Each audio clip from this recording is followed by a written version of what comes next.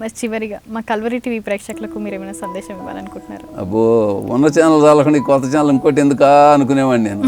అట్లాంటిది 5వ ఛానల్గా Calvary TV channel వస్తే దీన్ని ఆదరించేటటువంటి వాళ్ళు చూసే ప్రేక్షకుల సంఖ్యను గురించి నేను వింటే నాకు మతిపోయినంత ఆనందం కలుగుతుంది. ఎందుకంటే కల్వరి టీవీ ఛానల్ ద్వారా ఈ కార్యక్రమాలు తిలకిస్తున్నటువంటి మీరు ఎంత ధన్యులు. ఆ మాటకు వస్తే ఏ ఛానల్ ద్వారా చూసినా మీరు ధన్యులే.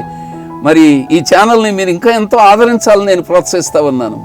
ఇక్కడ ఈ కల్వరి ఛానల్ చైర్మన్ గారు దంపతులు శ్రీమతి ఇందిరా గారు, శ్రీ అమృతయ్య గారు, వారి కుమార్తె అర్పిత, ఈరోజు మీరు చూస్తున్నారు, వారి కుమారులు కుమార్తెలు, ఆ కుటుంబం గొప్ప క్రైస్తవ కుటుంబమై తెలుగు ప్రజల మధ్యకి ఈ మహాదేవుణ్ణి మరింతగా తీసుకుని వెళ్ళి సాధక బాధకాల్లో కష్ట నష్టాల్లో కూరుకుపోయి ఉన్నటువంటి జీవితాలకు సమస్యల్లో సతమతమవుతూ అశాంతితో అలమటించే ప్రజావులకి ఈ మహాదేవుని సువార్తను ప్రకటించాలని, మారుమూల గ్రామాలకు సైతం ఈ దేవుణ్ణి చూపించాలి, తీసుకెళ్లాలనే తపనతో తాత్పర్యంతో ఇదిగో ఈ ఛానల్ ఆరంభించారు. ఈ ఛానల్ ఏదో బిజినెస్ కొరకు చేసేది కాదు.